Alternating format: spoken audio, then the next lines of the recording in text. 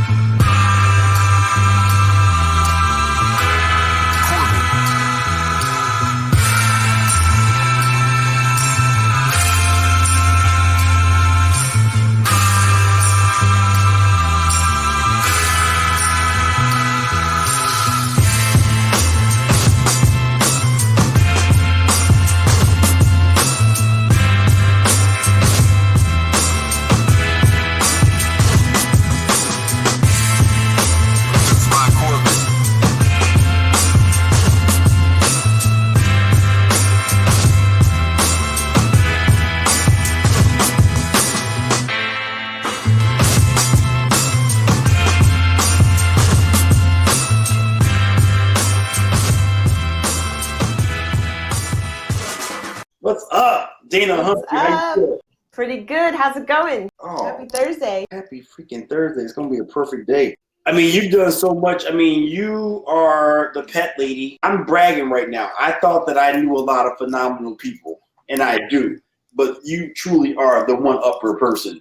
Because you just took, like, these guests. I mean, I can't even, every day, I mean, for myself, if no one is listening, I can say wholeheartedly, for myself, I leave and like 12 o'clock, I feel like I'm done for the day. I'm just like processing the rest of the day.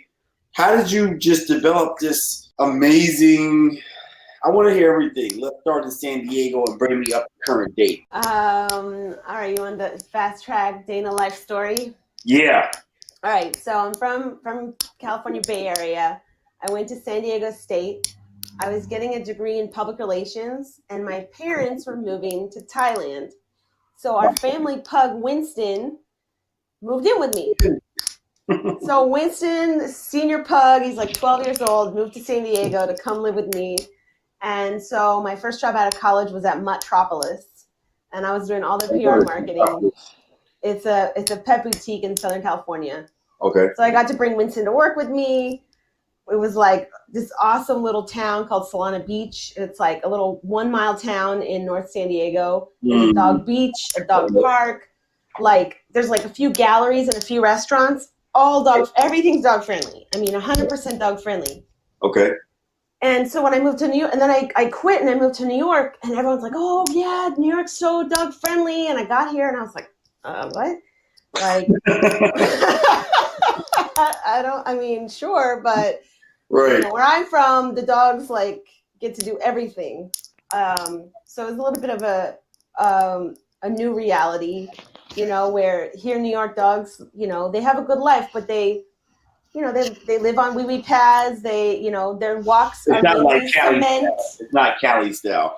Yeah, I mean, they don't have their own beach. That's for sure. Here, there's no dogs on the beach. You know, in California, it's like there's like a dog beach section. Like, if you don't have a dog, like, don't even go on that beach. Right. But so I quit and moved to New York City and started my PR company. And we're in NY. What part of NY? In the pet industry. I mean, I moved here. I moved here for a job. It didn't work out. I got laid off after 3 months, and that was in 2008. And when I first moved here, I didn't know anybody. I didn't know anything. So I lived in like just random part of Brooklyn. And Brooklyn? Yeah, I was in Brooklyn. I was like kind of in, you know, I was kind of in the outskirts. And I was actually in like a very like Hasidic Jewish neighborhood. So my first Saturday, like I woke up, like I'm like, yes, you know, city that never sleeps. Here I go, going for a walk. Like everything's closed. And I'm like, what is going on? So after I walked like probably like 3 miles, I finally found like some kind of coffee that was open. So I lived there for a little while, and then I moved to Queens, and I've been a Queens girl ever since. And Queens is traditionally like, I lived in Astoria for a long time, then I moved to Woodside, and Queens is like known to be like a lot of Greek people live in Queens, a lot in Astoria. So I get that a lot. People tell me, "Oh, like you look like you live in Queens," and I'm like, "Oh, okay, cool, great." Like, I'm not really Greek, but okay, I see. You're I get that vibe. Yeah. Get that Greek vibes. You're straight West, but you're born and raised West Coast. I mean, before that, I was born in Canada, raised in England, and then we moved to California. Don't be leaving stuff out. That's exciting. Don't be leaving stuff out. So the universe dropped you in Canada first. Yeah. England. That's where I dropped out. Yep. I want to go to Canada. Canada, England, Cali. Yep. New York. Yep. So I mean, basically, you're pretty much a New Yorker though. That's what you. Yeah. I've been here 12 years. You know, with this COVID thing, a lot of people are leaving, and I'm like, where are you going? Like, where are you trying to go? Like, I don't really get it. I don't really know where else to go. It's like run through the hills. My buddy said this today. He's like, I love your show. He said, but you have to pretty much address COVID every day. I don't know how I feel about that, but let's talk about it. You know, Craig Smith, I'm addressing COVID because he's You want to dress up? And he came out here and he was like an animal outside of a cage because he couldn't believe how open Chicago was, which we don't think is that open, but San Fran is completely still on lockdown. They like have 6 p.m. curfew. A lot of restaurants are closed. So in NYC, how are you guys feeling out there with? Because you all were like the main spot of like disaster. What's happening now? Well, I mean, so I live on a real special place in New York. I live on a peninsula on the beach. I'm like literally, I see the ocean right now. It's like right there. So I'm on this little special vibe. Like I'm in Rockaway Beach. I go to the boardwalk and the beach every day, and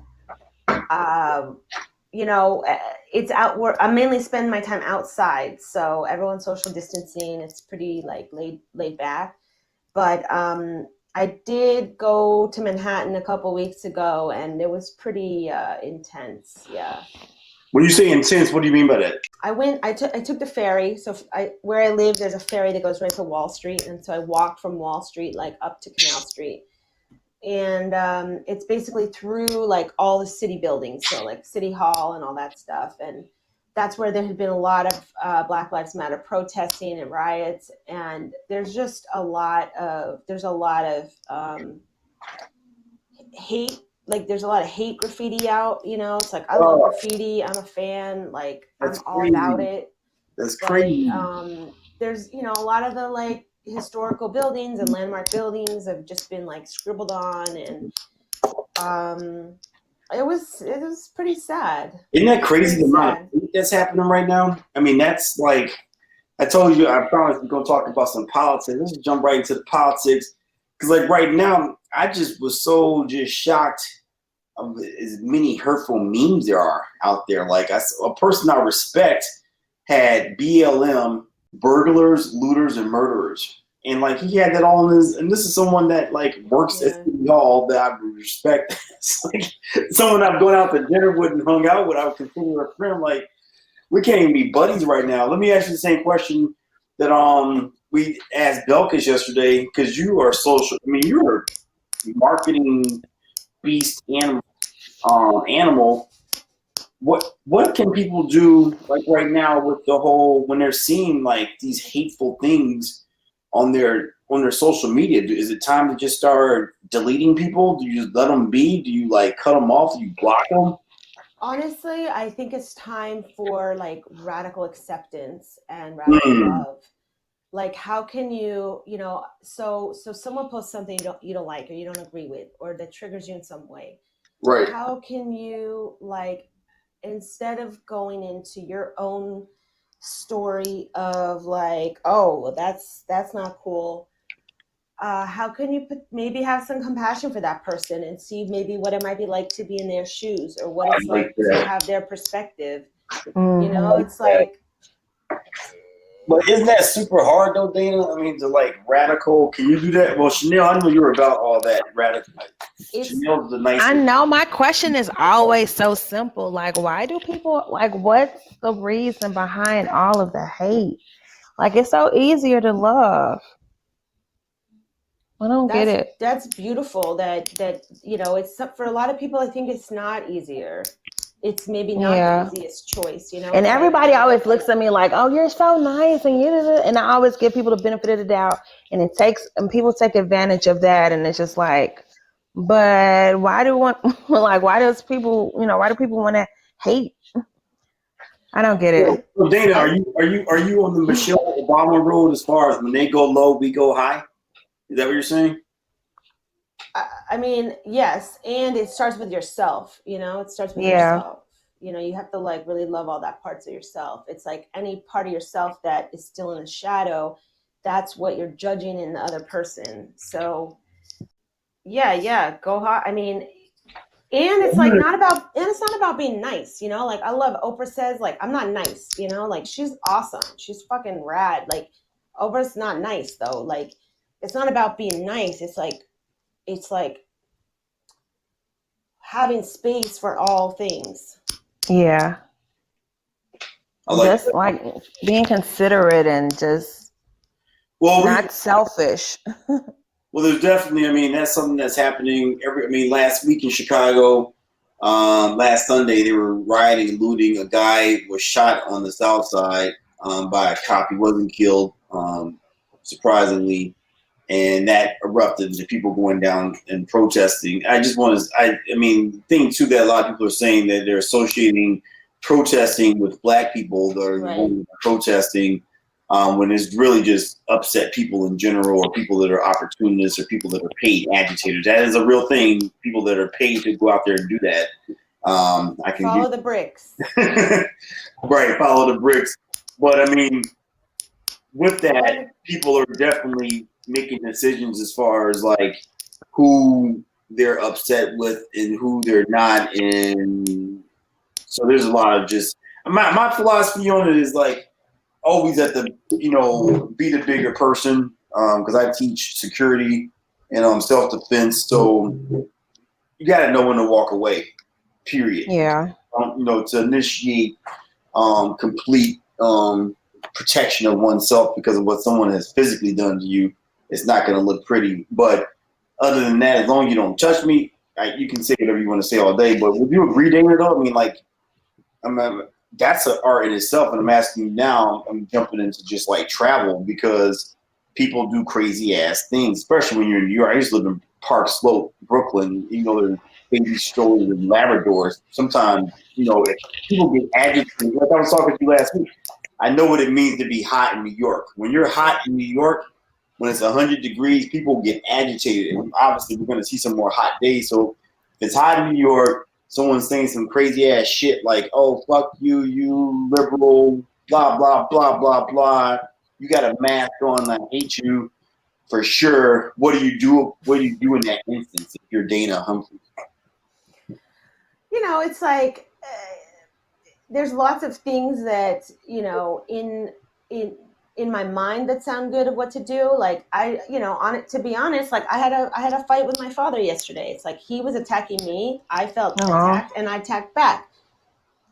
After ending the conversation, I was able to clearly look at it and say, whoa, okay, I could have like paused, take a deep breath, think about how I'm feeling, share how it's impacting me, instead of just going back. But that was my reaction. But it's like having the awareness. I hope that next time we have a conversation, I will have more of that. It doesn't have to be perfect every time, but it's like I'm aware of that's what I did. And right. I can just hope to do better next time. No, I got in a fight with my mother last week. Well, maybe this week or whatever. Something where just like caught me off guard, which I don't like being like that with anyone, let alone mom. Sorry, mom, if you're listening, I have to take it back. But I mean, we're people are definitely at the edge, and I like to joke and say, I'm the good Negro. Like I'm not. What? I said I like to joke and say that I'm the good Negro. Like it takes a lot for me to like get pushed to that point. I just don't like. I'm about positivity and energy, and I just about bringing that outrageously ambitious energy to everyone. But for some people, though, they can catch you off guard at that right moment in time and just say something. Because sometimes I'm shocked. It was like when my story I've been sharing with people, June 13th specifically, some neighbors of mine are like, "You motherfucking niggers, you moolies, get the fuck out of our neighborhood, go back to Inglewood." And I'm like, hey, like, dude, relax. Like, I'm calming down the people that I was with, which that shocked me. I'm like, oh shit. Like, I was like the media, I was like the negotiator, like, this is not the right thing to do. Do not respond back. Let's simply go home and we'll just process later. I was like, I was on fire, but then sometimes like one little thing might catch you off guard. So I think everyone out there during these crazy times right now, we need to like definitely defuse. Which I want to segue into a guest that we're going to be bringing here. Phenomenal human being, just once again a Dana Humphrey production. That's going to be happening in September. Is Lori Handlers. Oh yeah. Lori Handlers, please, can you tell people about Lori Handlers? And if before I go any further, Dana Humphrey curated the entire month of August. Like this August would not be happening. It takes a village to make a podcast, and Dana Humphrey is the main villager. You're looking at the person that I'm just a bearded man up here with a microphone, being abused by Chanel every day. That tries to complete shows. Dana, you listen to the show every day, right? One. You can definitely say that's not facts that I bully him. Those are not facts. One toilet. But you're bringing us Lori Handlers in September. Like, tell us about Lori Handlers. I'm looking at the schedule right now. I know you had Belkis yesterday. You got Judy tomorrow. Judy's my Reiki teacher. She taught me how to be a Reiki person. Wow. I got my chakras right here, my wall here. Judy's awesome. Judy's awesome. Judy Hamza. She's a delight. She's a real delight. So you're in for a treat tomorrow with Judy. She's going to share all about energy and all the goodies. And Lori Handlers, I have been studying with something called ISTA for a couple of years now, and that's how How do you spell that? Lori Handlers. It's ISTA. ISTA. ISTA. Yeah. It's the International School of Temple Arts. And you know what I learned from Lori is actually a practice that you can use if you're hot and angry in a situation. You can do a little hand scream. If you're like angry, you're pissed, you're like, you know what? I just gotta like move this energy. I love that. Hand Do a scream. quick little hand scream. Whew. It's like de-escalate it a little bit. You gotta shake your hips. You gotta like really move it. Yeah. You can do it. You could I'm like gonna if you're at use work. that hand scream. Hand scream's amazing. My evil landlord, I'm gonna do a hand scream like. Lori Handlers is also all about yoga boxing. So like if you're like in Yoga boxing, I love that. If you're like in a heated discussion with somebody, you could be like, you know what, let's stop and let's yoga box. So you know, it's like, I don't like what you're doing. And then the other person can respond. And so you're moving the energy as you're doing it. So you're like physically releasing a little bit and you're sharing to the other person. I love that. Hey, Chanel. Yes. We're gonna yoga box later. Okay.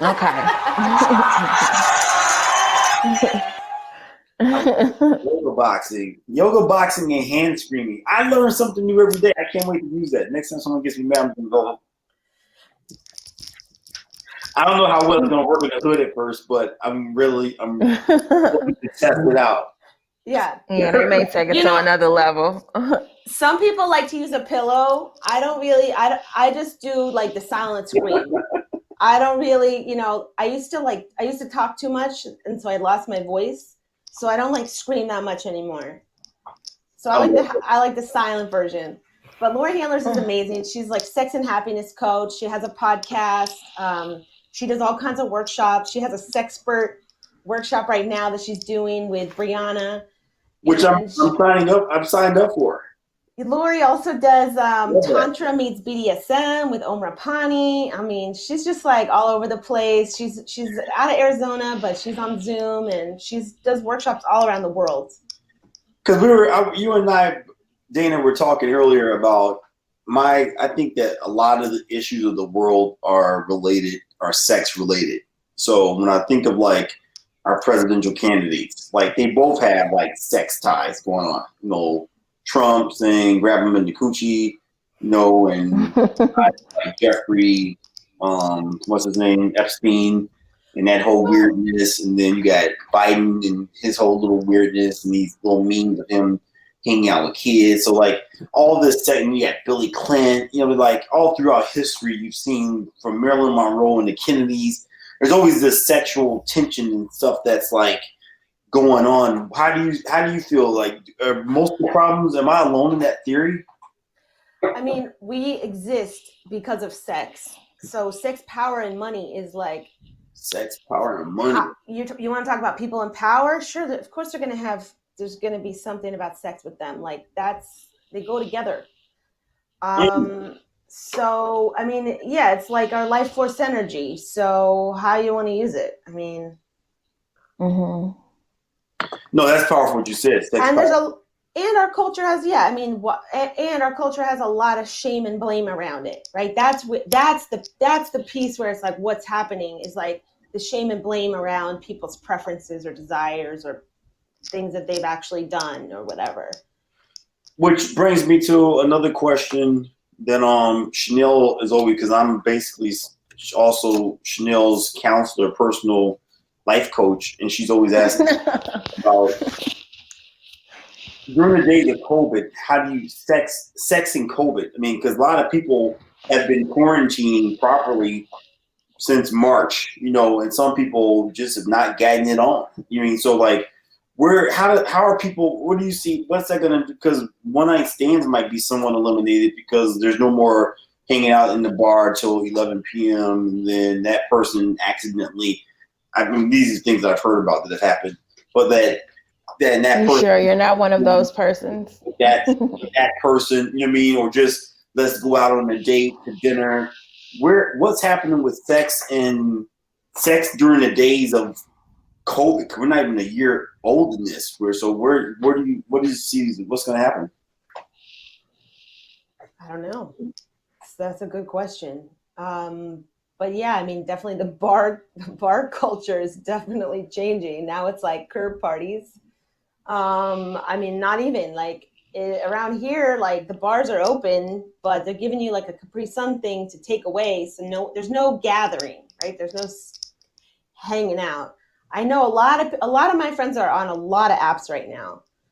A friend of mine just recommended, she's like all about Hinge. She's like, I'm on Hinge, and I'm like, all right, cool, let me check it out. Turns out I have like some old profile from like who knows when, and I'm like, I don't even know who this person is. Like people are matching with her, and I'm like, who is this? Is that where we're going? Is going to be all?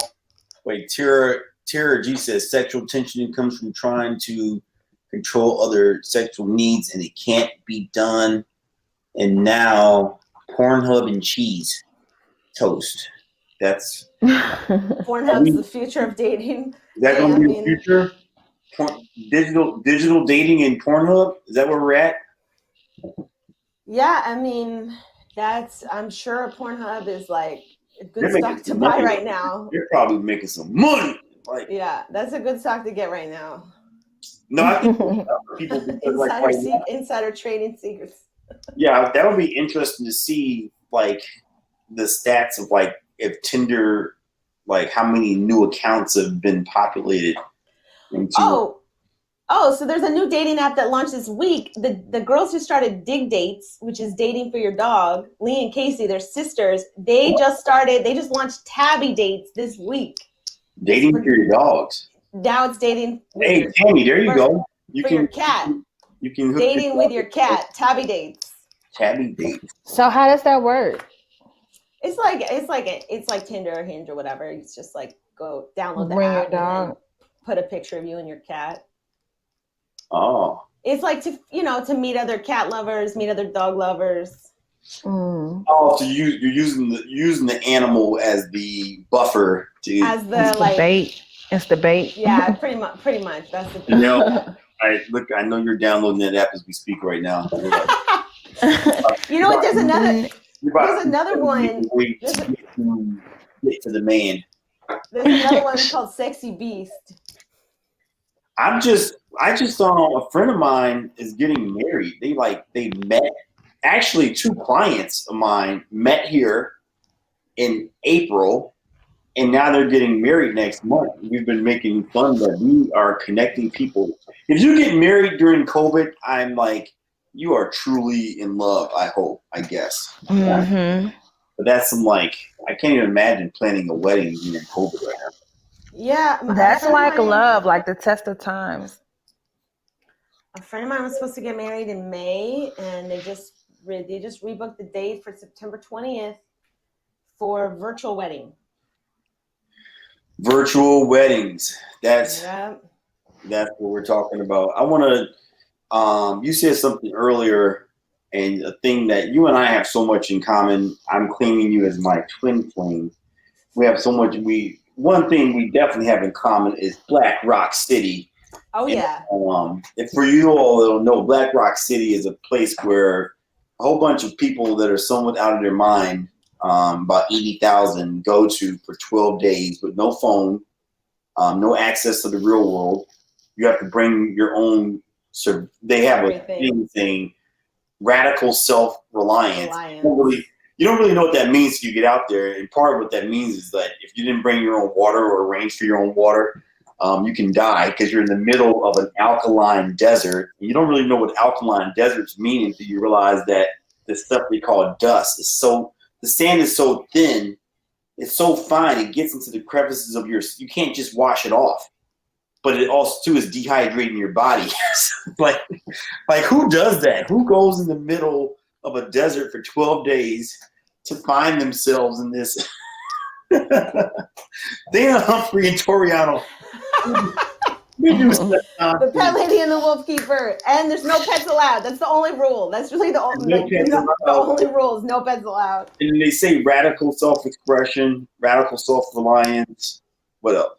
Radical. There's 10 principles. Yeah, I mean, those are the big ones. It's not an observer place. It's a participation situation. So you might see somebody. One of the things that stood out to me was it was a group of people just guys walking around in tutus. You might see an elephant. Tutu Tuesday.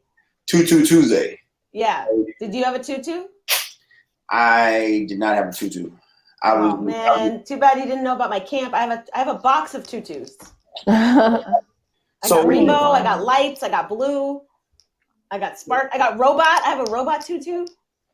So the fun thing about it, and then they build this amazing temple, the man, this like, how tall is it? Maybe 15, 20 feet tall or bigger?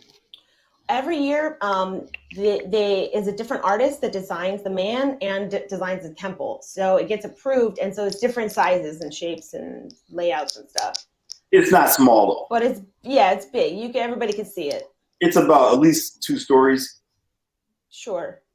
It's basically, it's bigger than a 2 flat. Anyway, they build these most elaborate things, and you don't really get it until you see it, because like on the last day of being out in the desert with all these people, basically it's an adult Halloween on steroids.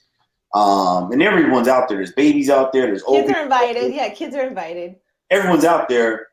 They burn the city on the last day because it's called Burning Man. You don't really get it until you're standing out there with 80,000 people watching it burn, and it's like this most like symbolic, like crazy cleansing, and you like are throwing stuff into the fire like, I am reborn, I am now me.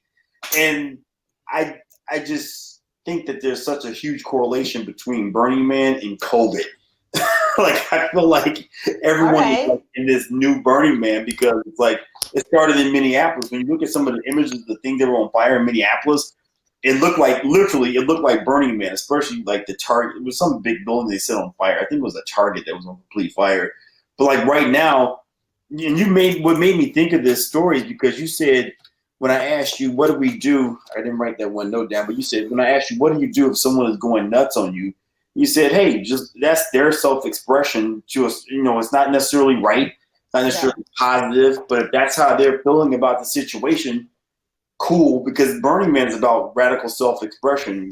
Do whatever you want to do. I mean, don't harm anybody, but if that's really how you're feeling, like you don't like black people, you don't like white people, you don't like women, you don't like transgender or lesbian or homo, whatever it is, you don't, cool, that's it. You know, like you might not like me because I'm into dogs. You might not like me because I'm living over here in North Lawndale, but that's what Burning Man's about. And I feel like, would you agree with that correlation somewhat? Yeah, I mean, there's like an underlying quality of anarchy in both. Yeah. Underlying quality of anarchy. And I think that's a great word, because I'm writing that down right now. I mean, I think people are in denial that we are truly in anarchy. Like last night was, Tammy, are you there? Yes, I am. I'm just here as backup for Chanel, though, because you keep bullying her. So you've never been that quiet in your life. Oh my God. I know. I'm just listening, and I'm backup for Chanel. But your son was here last night in Craig, and so my cousin, who's like basically my brother, we're both only children, our moms are twins. That's a whole other show.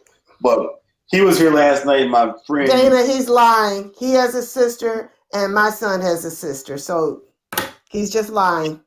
What's up with the sister? There's an age difference, so he likes to assume he's an only child because of that.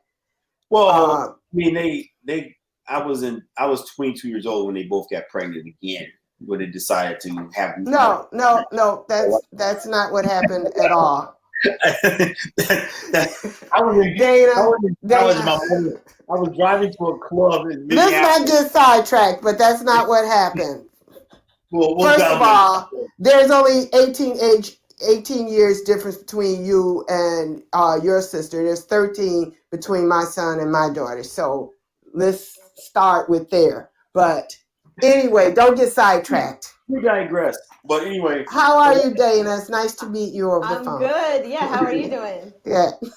So last night we're walking in Little Italy, and there's like, it was borderline. I felt like it was in the episode of Hunger Games meets Mad Max, because all the Chicago police officers, bless your soul, all you guys, thank you for your service. I'm not mad at you, because I'm not doing that job. So someone has to do it. Might as well be you. and my grandfather and grandfather, they were police officers. So peace and love to all I know police they're like exhausted. I know. officers.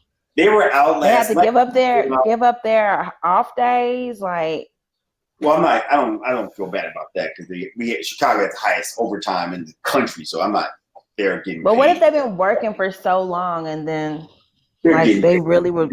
They're okay. I would hate that. They're getting paid. Don't. But Okay.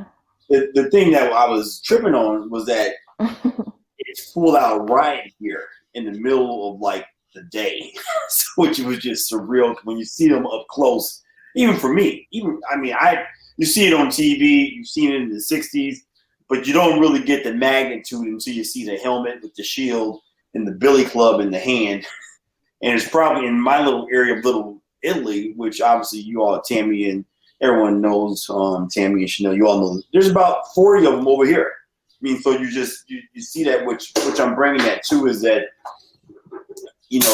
how are we, with our Burning Man experience? Because Burning Man is all about radical self-expression, radical, self-reliance, take care of yourself, be expressive, be kind to people, giving. That's a big Burning Man principle about giving.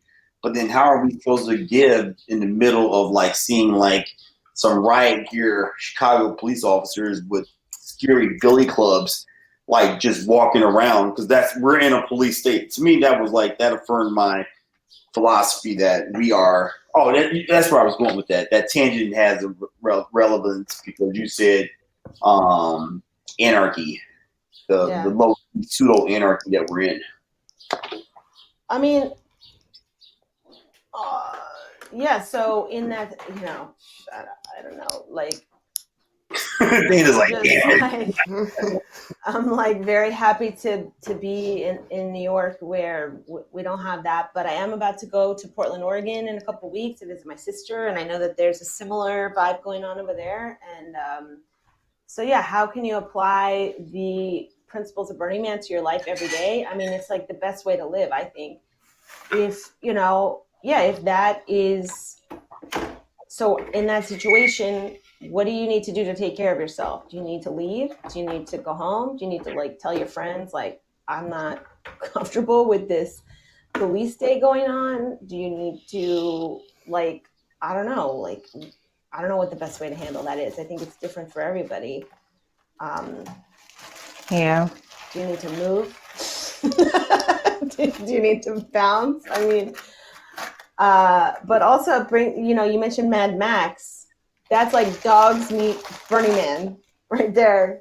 Yeah. No, I mean that's a big question, and you just made me think of something too, of your brilliance and your excellence, because you're on a beach right now, so you're not out here in the fields with us. I need a beach right now. That would make my day perfect. I called Dana earlier today. I was like, "What's going on?" She's like, "The ocean is so calm today." Then look out my window. I'm looking out past my boarded window. I see some riot police. I mean, just the other day there was like a police parade out my window that, got escalated into something else and turned into a whole thing. But, pretty much, I'm very blessed to be where I am, and I'm happy to be where I'm at. Let's go back to the dating. Is the future of dating? Hey, would you like to go to a protest together? What? Is the future of dating? Hey, do you want to go to a protest together? I bet a lot of people have met at a protest. Is that they're not meeting at the bar anymore. It's like, what else is happening? Let's go protest, girl, together. Change the world, break something. Cool. Wow, Dana, you're amazing. Can we tell people a preview about November, December? Yeah, what's going on? So November, I mean, it's gonna be on fire. Whew, November, we're gonna have it's a big month. We got November coming up. I mean, we got Halloween. I'm hoping to. So, do you already have guests booked for those months? Yeah, November, Dana and we're going to make November Veteran Month. So that's going to be I think super cool because um, I want to give a shout out to every person, first responder out there, all the nurses, the doctors. So someone I just talked to on a team member who was telling me, like, for example, in the Philippines, nurses are like saying no more. We can't do this anymore. Like, just don't. So anyone that's a first responder out there, military, I mean, yeah, people get upset. They call them names, but that's a lot to deal with. And now it's just weird tension. My friend Tara G was just saying yesterday, there's a black woman here in Chicago, and I felt really sad when she said this. I feel super terrified and scared when I see a police officer right now.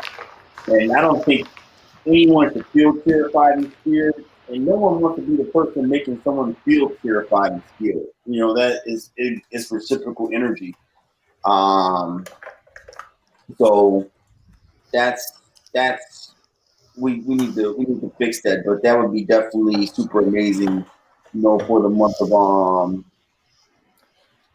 that should be super amazing for the month of November to recognize our right, Dana.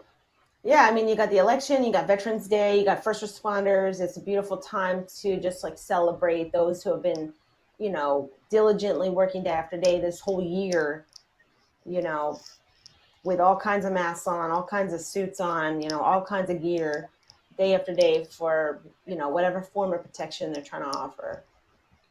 Because even though, and I want people out there, just my PSA to people, that that's their job. Yeah, we don't be mean, add to it, even though it's super hard to be calm, especially if you feel that. I mean, I'll give you a true story. This happened to me 2 weeks ago.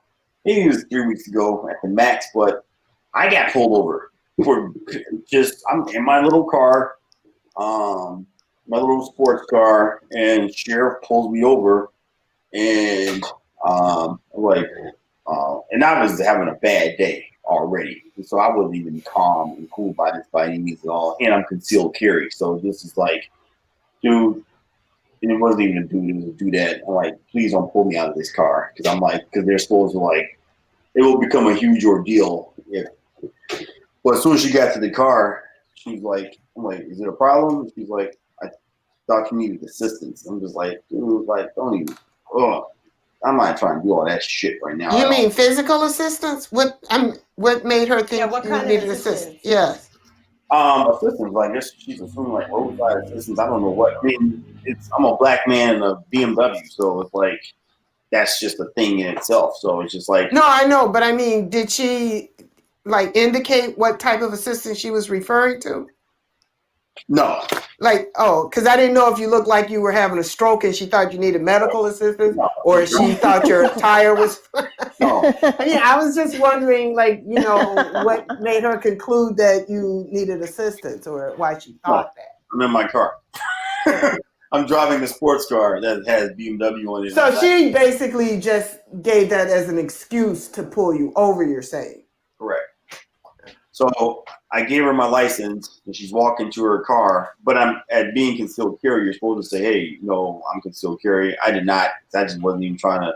I'm just going to roll the dice to see where this goes. And the universe was with me because I looked in my rear view, and halfway back, she turned around and said, "You know what? You're all good. Here's your license. Thank you. Have a good day." It was really freaking weird. She rubbed my elbow. Maybe she thought you were cute.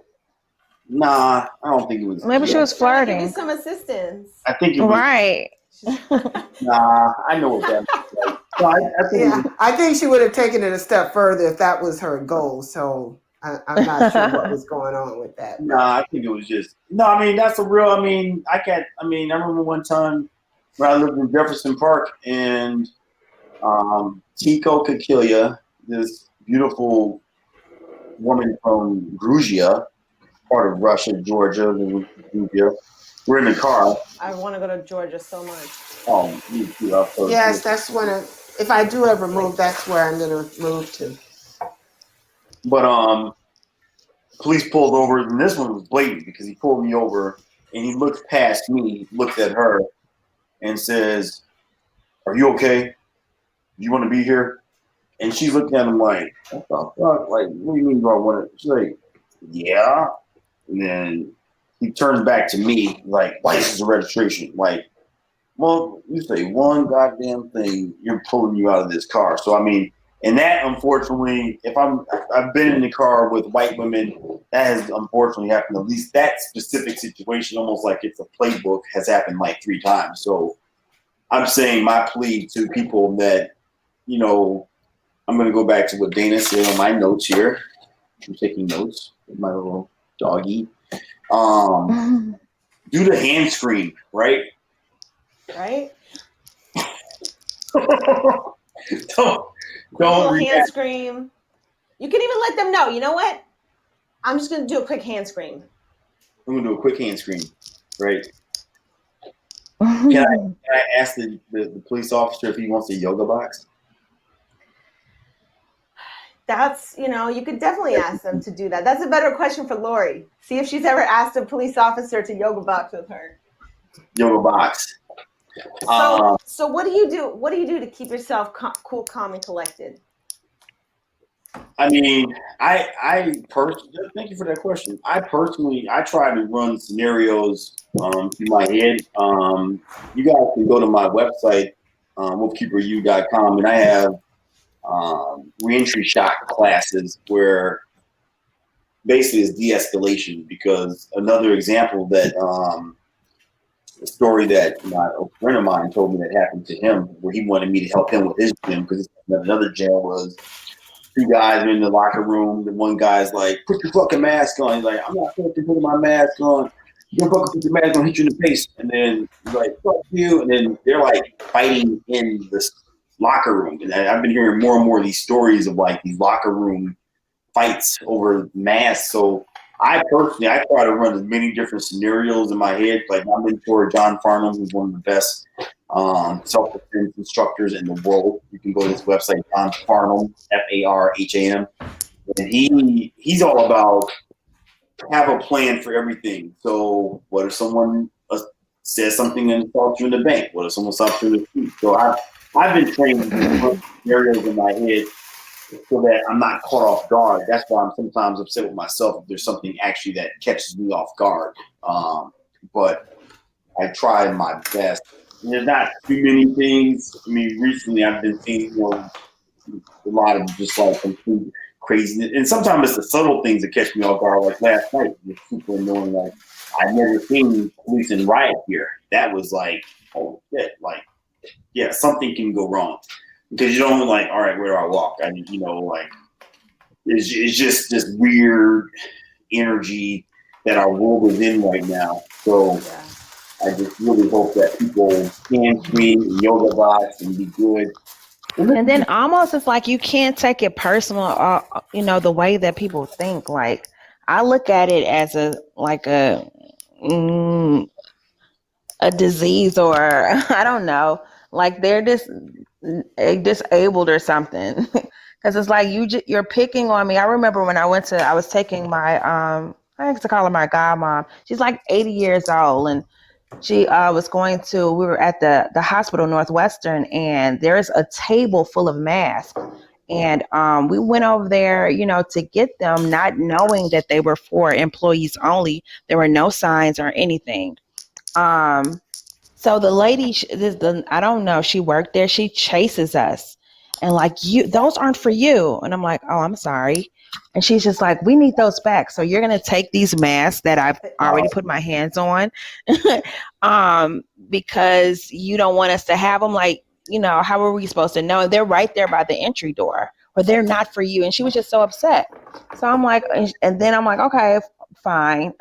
I'm like, well, I'm not giving these masks back. So what, you can throw them away?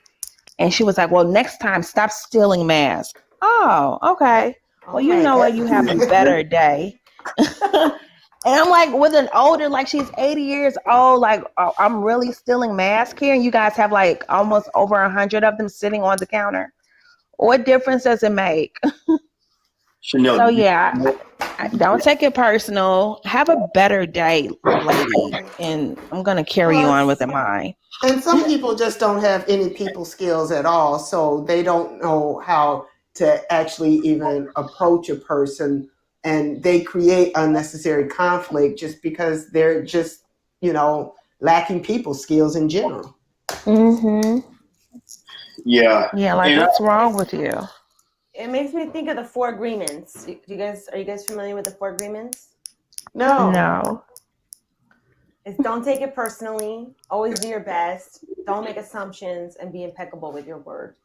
Oh, That's I like beautiful. that. I'm going to have to write that down. I like that. Be impeccable with your word. Well, you know what? I told someone that yesterday that one of my mentors used to say that be responsible for your words. I mean, like just and that's the thing too. I would add on my advice for people out there because I've been doing this for like, don't think about it. Don't say Toriano's it. 5th agreement. Don't say it. Just 3 little words. Don't say it. Especially when someone's like, "Hey, can we talk?" I'm like, "Nope. Don't say it. Don't even because you already know what's about to go there. I'm going to get upset. You're going to get upset, and it can go someplace. And it doesn't accomplish anything if both of you guys are upset. You know what I'm saying? Like if we're arguing or bickering back and forth, no one's hearing each other. We both look silly just going nuts. Like I don't like conflict, so I'd just rather just say, I'll talk to you later or whatever. Let it calm down. Let me collect myself, and then come back, and we can resurface the issue. I'm quick to leave. Yeah, if everybody's hot, time to cool down, come back, do some yoga boxing, do some hand screams. You have to challenge your energy. Yeah, you have to protect it because, like you never know what that person is going through. You never know what I've dealt with that day. And then, that negative energy can just flame it all up. So I'm going to revisit this and I'm going to come back and then we're going to settle this. And, when both of us are calm or whatever. So we can both hear each other out. Yeah. And then sometimes, it doesn't work. Like you just got to just agree to disagree or, just leave it where it is and act accordingly. That's even more powerful. To agree to disagree. It's like you're actually able to share your truth and it's okay. Your truth isn't the same. Great. All right. At least you figured that out and everyone's okay. Yeah. It's okay if your truth's not the same. Wow. Well, Dana Humphrey, you are coming back for more, and today was a special episode just to see the person behind the curation of the amazing August, and I'm so happy that the universe brought us together, and you're going to be co-hosting some shows when I've created this super ambitious mission to do a show every day, so I'm putting you on the spot right now on if I decide to get super tired and not show up, do a show without me. Yeah. You know what? I heard from Bark Yours about the on the spot action. I know he's coming back in January from an on the spot request. I heard about that. I'm putting you on the spot for the whole month of November. Oh, I don't know about the whole month. Oh, come on! I work the election polls. Don't do it, Dana. Not for the month. I mean, Chanel might appreciate it because she won't have to worry about all the pressure, right? Sprinkle in my little pet lady glitterness in and out of the shows. But yeah, I'm not going to do every day. And I'm especially not doing election day. I'm working the polls. Get out the vote. Come vote for whoever you want. If you're not ready to vote, go out and vote because you have no excuse to be mad at the decision on November 4th if you don't vote. Yeah, that's a good point. I want to find out when's the last day to register to still vote in this election. It's like the countdown's on. It's like you got a couple days. We'll post that up. All right, I'm Toriano Sanzone. Dana Humphrey's in the house. Chanelli Nell's in the house. Tammy Annie out there in his house. Denise, thank you for listening. Rejoice, the whole crew, Tara G, Tyrone Scott, someone rocking in the background with the doggy dogs. I love y'all. Peace. Tomorrow's show is going to be off the chain. We're going to talk about Reiki energy with my friend, Inspiration. I heart you. Exciting. Okay. Thank you so much, Dana. Thank you. Yes. Have a wonderful day. All right. Peace, love, and blessings, guys. Hey, man, hallelujah.